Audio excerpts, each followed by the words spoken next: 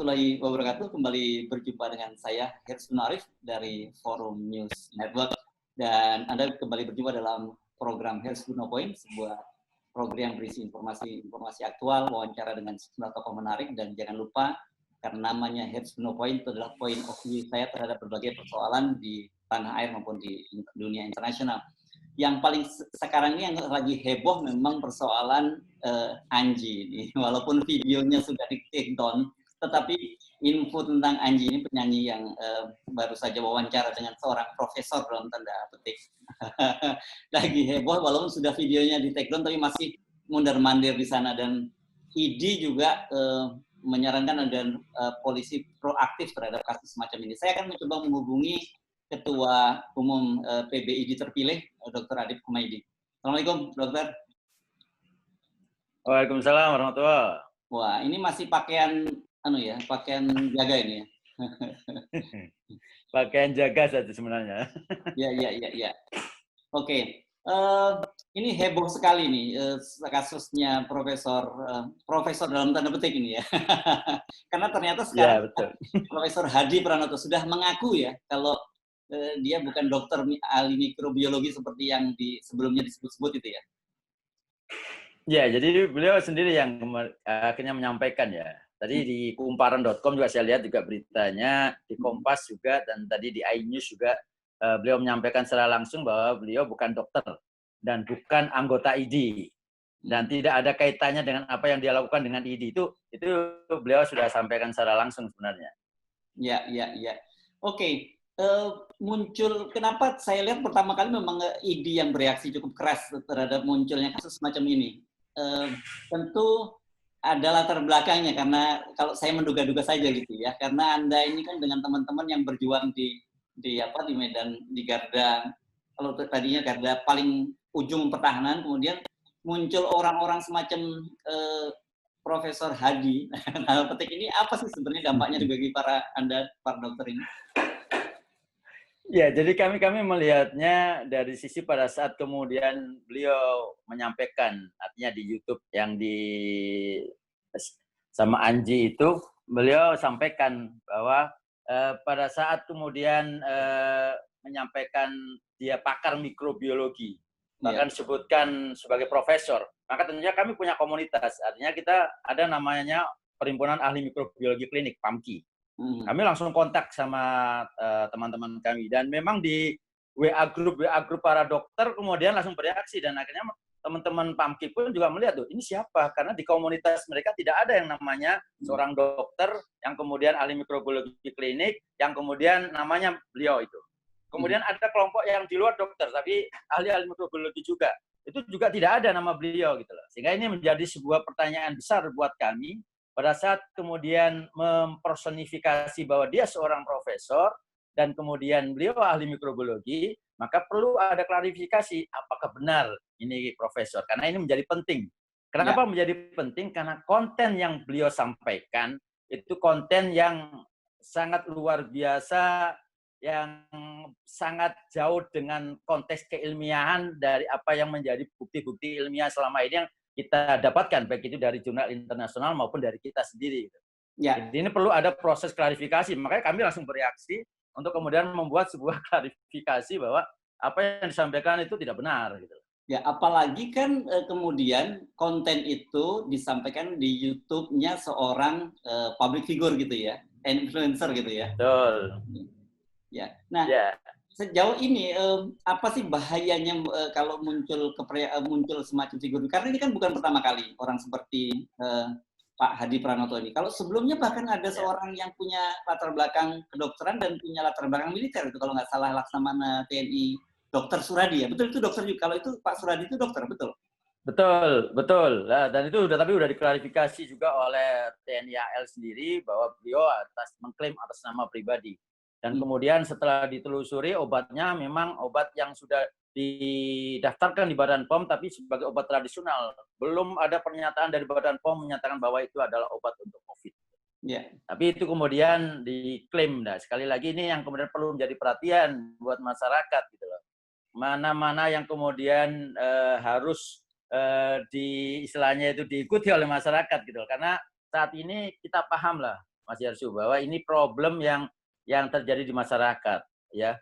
Proses atau penyakit COVID ini ada harapan dan juga ada kekhawatiran dari masyarakat. Gitu. Harapan yang sangat tinggi dengan bahwa ini cepat selesai itu ada gitu loh. Jika itu yang kemudian mungkin mohon maaf nggak ada pihak-pihak yang mencoba untuk memanfaatkan kemudian membuat justifikasi yang tidak bisa dibuktikan kebenaran dan dipertanggungjawabkan sehingga itu berpotensi untuk menjadi informasi-informasi yang menyesatkan kepada masyarakat. Ini yang perlu kita harus tindak lanjuti gitu loh. Ya, ini kalau kita lihat rekam jejak jejak digitalnya ini, Anji yang mengunggah ini memang termasuk yang percaya adanya bahwa menganggap ini teori konspirasi gitu, dan dia menganggap bahwa tidak seserius itu sebenarnya penyakit virus COVID ini. Coba mungkin Anda bisa berikan gambaran kepada kita sekarang di luar korban itu Anda sendiri berapa orang sekarang ID yang tercatat sudah meninggal dunia? Ya, artinya gini, kalau kita tahu bahwa ini adalah sebuah hal yang memang masyarakat masih tidak semuanya paham terkait dengan hal ini. Karena ini sebuah bentuk penyakit yang tidak kelihatan. Virus ini kan tidak kelihatan. Dan kemudian, tapi kita melihat sebuah realita yang ada di lapangan, kenyataan yang ada di lapangan. Dan korban di dokter sampai saat ini sudah ada 72.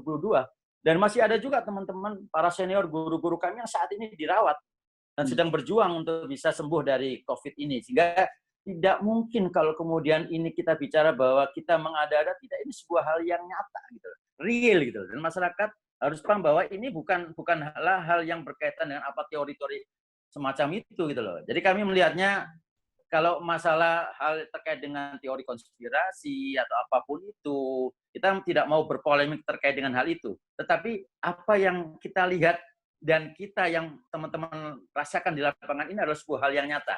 Nah, ini yang masyarakat yang perlu tahu bahwa ini sebuah nyata gitu. Bukan hal yang mengada-ngada gitu. Jadi apa yang dibuat oleh pemerintah, oleh referensi dari dokter itu adalah referensi memang untuk kebaikan kita bersama gitu. Bukan untuk kebaikan kita dokter saja, kebaikan rumah sakit, tidak. Ini untuk kebaikan kita bersama gitu. Oke. Tadi berapa yang tadi 70 yang sudah meninggal? 72, Mas Yarsu. 72, terus yang sekarang sedang berjuang untuk sembuh berapa banyak?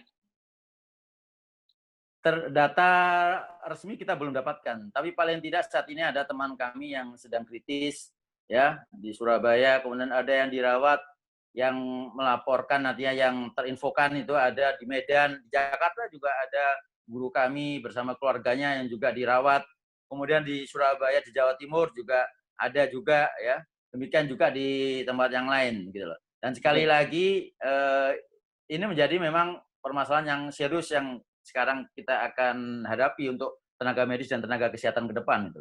Ya, itu sebabnya kenapa kemudian ID mendorong agar polisi proaktif dalam kasus ini gitu. Betul, karena kami sekarang harus menyatakan beberapa kali kita sounding ke media dan ini kami sampaikan juga ke pihak dari Satgas Penanganan COVID bahwa dan mereka sepaham dengan kita bahwa garda terdepan itu bukan dokter, tapi masyarakat. Jadi kalau masyarakatnya itu kemudian memiliki pemahaman yang salah, ini menjadi permasalahan di kita, di benteng terakhirnya kan di kita, di dokter. Gitu. Sehingga perlu ada hal-hal yang kemudian kita harus luruskan. Perlu ada langkah-langkah upaya untuk edukasi yang harus kita sampaikan kepada masyarakat. Dan bukan tidak mungkin sebenarnya kita butuh influencer, kita butuh public figure, kita butuh tokoh agama, ulama untuk bersama-sama menangani COVID ini dengan memberikan informasi yang benar. Ada dasar validitasnya, ada dasar ilmiahnya. Dan kami dari ID pun dengan pakar-pakarnya siap berkolaborasi dengan influencer. Dan kita juga benar dengan tokoh-tokoh agama ya, dengan AAGIM, dengan UAS. Dan banyak tokoh-tokoh agama yang kemudian mendukung untuk bersama-sama. Ini loh, kita sampaikan kepada masyarakat bahwa ini sebuah kondisi yang nyata. Apa yang kita sampaikan itu semata-mata untuk keselamatan masyarakat. Itu yang paling penting, Mas. Ya, oke. Kalau gitu apakah kemudian ID juga mengambil langkah hukum? Karena ada beberapa lembaga seperti yang sudah mengadukan Anji dan Hadi Pranoto ke polisi. Haruskah orang seperti ini dipenjara gitu? Saya kira yang kita ingin sampaikan adalah pesannya adalah kepada masyarakat sebenarnya. Bahwa ini ada informasi yang salah. Tanggung jawab kita adalah meluruskan apa yang disampaikan gitu. Karena kita kaitannya bukan personilnya saja yang tadi mengaku sebagai ahli mikrobiologi, tapi kontennya. Nah, konten ini yang kemudian kita luruskan. Sehingga pada saat kemudian masyarakat merasakan bahwa ini ada informasi yang salah, dan kemudian merespon dengan melaporkan, saya kira itu akan lebih baik kontrol sosial sendiri dari masyarakat. Itu yang paling penting. Karena masalahnya apa yang mereka sampaikan itu bukan merugikan secara organisasi ID-nya, bukan, tapi yang merugikan masyarakat dan berpotensi untuk kemudian membuat informasi yang salah, dan berpotensi permasalahannya adalah di keselamatan masyarakat, keselamatan pasien. Ya, jadi sekali lagi saya tanya, apakah ID juga akan menempuh langkah-langkah hukum dalam kasus semacam ini? Ya, kami masih mencoba untuk melakukan kajian secara hukum. Artinya hal-hal apa yang kemudian menjadi poin-poin yang akan kita sampaikan, apakah sifatnya somasi atau apapun itu. Karena kita juga punya badan atau biro hukum juga, ya tentunya nanti kita akan koordinasi. Gitu. Tapi saya kira di media juga saya lihat sudah ada pihak-pihak yang melaporkan, dan kita berharap tentunya proaktif daripada aparat untuk kemudian menindaklanjuti supaya tidak menimbulkan keresahan di masyarakat. Itu penting ya, ada semacam langkah itu sangat penting, Dr. Raden. Saya kira itu penting, Mas Yarju, karena ini kita perlu untuk kemudian berjuang bersama dengan seluruh komponen bangsa, dan ini kalau ada informasi yang salah, maka semakin cepat kita klarifikasi, semakin cepat itu ditindaklanjuti oleh aparat, itu akan semakin baik untuk kemudian membantu penanganan pandemi COVID ini. Gitu. Ya, nah berkaitan dengan argumen dari para penemu, ya kita memberi tanda petik gitu, penemu, bahwa mereka ini sebenarnya ingin membantu pemerintah gitu. Kenapa sih, termasuk Hadi menyatakan, kenapa sih mereka tidak proaktif dalam hal ini, misalnya ID, kami ini mau membantu, kenapa kami mesti susah sekali untuk berkomunikasi dengan ID? Saya kira kalau dibilang berkomunikasi itu saya kira tidak, karena kita punya komunitas juga. Kalau beliau sampaikan bahwa ini adalah sebuah herbal, kita punya komunitas herbal. Bahkan teman-teman dokter dan dengan tenaga kesehatan yang berminat terkait dengan masalah herbal, saat ini juga mereka melakukan penelitian. Gitu.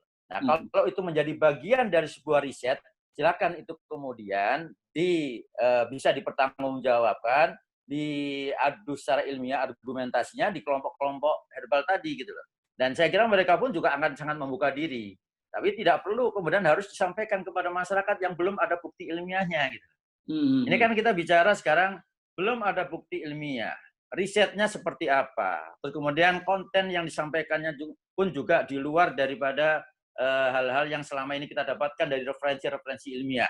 Termasuk sekarang kalau umumnya dia lakukan riset, ya, tentunya siapa periset dan lembaga itu menjadi penting. Termasuk jurnal publikasinya di mana. Nah, itu yang kemudian semuanya kalau itu tidak bisa dipertanggungjawabkan, maka ini nggak bisa kemudian kita membiarkan masyarakat mendapatkan penanganan yang itu hanya berdasarkan testimoni saja. Tapi masyarakat harus mendapatkan penanganan yang memang berdasarkan data-data ilmiah, dari hasil penelitian yang bisa dipertanggungjawabkan, bahkan sampai ada namanya uji klinik 1, 2, 3. Karena itu adalah semata-mata untuk keselamatan pasien, keselamatan masyarakat juga. Apa sih bahayanya dengan mereka mau kemudian mempercayai informasi-informasi semacam ini? Ya, jadi kalau kemudian kita mendapatkan informasi yang seperti ini, ya saya kira tempatnya untuk kemudian melakukan klarifikasi adalah di organisasi kesehatan. Artinya ada ID, ada teman-teman perawat, ada ahli-ahli yang di bidang terkait. Ya, tentunya ini kemudian sebagai tempat untuk kemudian bertanya dari masyarakat itu, dan kita sangat membuka diri gitu. Dan apabila ini tidak tidak dilakukan dan masyarakat menelan mentah-mentah dari apa yang disampaikan, maka tentunya kita masuk di dalam sebuah kondisi yang kemudian bukan tidak mungkin esensi daripada perjuangan penanganan COVID ini jadi hilang gitu, Mas. Artinya kita akan bicara sekarang, harusnya penanganan sudah ada nih, protokolnya sudah ada. Wah, itu protokol itu ini sudah dihasilkan dari tim pakar gugus tugas. Mereka juga bekerja ini, dan mereka juga tempat untuk melakukan riset. Ya, kalau umpamanya itu membantu, artinya pemerintah sudah membuka tempat untuk itu. Kelompok profesi juga kesehatan juga sudah membuka tempat untuk itu. Nah, silakan itulah. Tapi kalau itu kemudian langsung disampaikan, nah ini yang berbahaya kan. Jadi gini, yang saya bikin clear sebenarnya kalangan profesi dokter dalam hal ini ID itu tidak menolak ya kemungkinan adanya herbal yang bisa ikut yang bisa menyembuhkan begitu atau mencegah COVID itu? Iya, kita pernah diskusi, Mas. Jadi kami ya dengan ada namanya kelompok perhimpunan keseminatan terkait dengan herbal, kemudian dengan FKUI juga waktu itu ya di awal-awal bulan Maret April kalau tidak salah. Itu kita dalam proses bahwa mereka juga mendorong untuk kemudian herbal ini untuk dikembangkan untuk bisa berpartisipasi untuk melakukan riset terkait dengan masalah COVID ini gitu. Dan mereka sudah melakukan itu, berjuang untuk itu gitu. Dan sampai sekarang pun memang mereka berjuang untuk itu. Belum ada sampai bisa mengatakan atau belum bisa menyampaikan karena proses terkait dengan riset ini kan bukan proses yang pendek. Kita butuh proses yang panjang. Ada proses yang terkait juga dengan masalah risetnya sendiri, uji klinisnya sendiri yang itu membutuhkan waktu. Nah, ini yang saya kira kalau memang ingin berkontribusi, mereka juga anak bangsa. Tentunya ayo sama-sama berjuang, ada tempatnya kok untuk itu. Tanpa harus kemudian melakukan secara sendiri dan kemudian mohon maaf, kemudian menyampaikan kepada masyarakat dengan informasi yang salah dan bukan tidak mungkin ini berpotensi juga untuk kemudian mengambil keuntungan sendiri. Nah, ini yang kita harus klarifikasi. Ya, nah ini panduan kepada masyarakat nih, Dr. Adib ya, karena kan masyarakat itu nggak paham apakah ada proses uji klinis atau apa begitu. Tapi bagi masyarakat dalam situasi sekarang, ketika situasinya memang mencekam, ketika ada muncul harapan baru walaupun harapan itu palsu kan ditelan mentah-mentah gitu ya. Nah, betul ya. Karena kasus semacam ini saya menduga akan muncul beberapa yang selama COVID ini masih ada terus akan muncul kasus-kasus semacam ini. Jadi panduannya seperti apa kira-kira untuk publik supaya setiap kali menghadapi situasi semacam ini muncul nggak perlu kaget atau tiba-tiba euforia gitu. Ya, jadi artinya kalau dari sisi masyarakat mereka bisa mendapatkan informasi itu dari mana aja. Tapi yang penting adalah proaktif juga dari kita ya, maksudnya dari kami juga kita perlu proaktif juga untuk memberikan sebuah klarifikasi yang benar terkait dengan hal-hal apalagi yang berbau tentang masalah kedokteran dan kesehatan gitu loh. Nah, ini tentunya dari kami. Kalau kemudian masyarakat itu bisa melihat klarifikasi dari kita, apakah itu pembenaran, ataukah itu kemudian kita mengklarifikasi dengan maka itu yang kemudian kita menjadi referensi utama. Jadi mohon maaf ya, ini bukan berarti ada ego di dalam profesi, tidak. Tapi kami ingin agar masyarakat juga referensi utama terkait dengan permasalahan kesehatan tentunya dari komunitas kesehatan sendiri. Jangan mengambil, mohon maaf, dari komunitas-komunitas yang memang bukan kapasitasnya untuk menyampaikan hal itu. Gitu. Terlepas dari saat ini kita dalam kondisi yang memang mempunyai harapan yang sangat tinggi terkait dengan permasalahan COVID. Sehingga informasi-informasi yang memberikan harapan itu akan bisa ditelan mentah-mentah oleh masyarakat. Ya, katakanlah begini nih. Kalau bisa kita simpulkan, jangan percaya kalau tiba-tiba dalam waktu 1-2 bulan ini, ujuk-ujuk ada orang yang mengklaim dengan berbagai macam gelarnya, terus menemukan obat COVID gitu, kita jangan telan-telan mentah-mentah, kira-kira seperti itu harusnya ya. Betul itu Mas Yarso. Itu poinnya itu. Karena dalam situasi ini kita tidak bisa menyalahkan masyarakat juga. Harapan itu kan begitu mereka jadi euforia begitu menemukan, apalagi yang cerita seorang public figure gitu ya. Ya cuman kita berharap kemudian public figure, tokoh-tokoh ya baik itu tokoh masyarakat, kemudian para teman-teman artis, influencer atau YouTuber atau apapun itu, kami berharap mereka berkolaborasi lah dengan kita ya untuk memberikan informasi yang benar, dan kami sangat senang apabila kita dibantu juga. Dan ini sekali lagi apa yang kita lakukan pun juga menjalankan dari program-program yang pemerintah lakukan juga untuk mensosialisasikan, mengedukasikan terkait dengan permasalahan COVID ini gitu. Ya. Apakah selama ini adakah upaya yang tadi kan sebut selalu siap dengan para influencer, tapi kan ada beberapa influencer yang selama ini dia percaya betul bahwa ini adalah konspirasi. Bukan hanya di Indonesia loh. Di Indonesia kita misalnya sebut ada Anji, ada Ering dan sebagainya. Di luar negeri banyak juga yang percaya semacam itu. Apakah ada upaya-upaya semacam ini untuk kemudian mengkomunikasikan dengan mereka, Dok?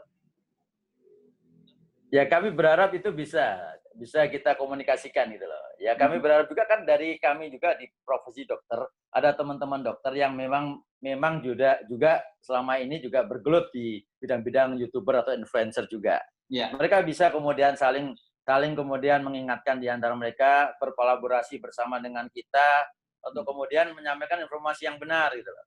Ya terlepas dari ada kelompok-kelompok yang memang tidak sepakat dengan hal yang berkaitan dengan referensi dokter ya. Tapi pada saat itu kemudian kita bicara itu merugikan masyarakat, bahkan merugikan profesi dan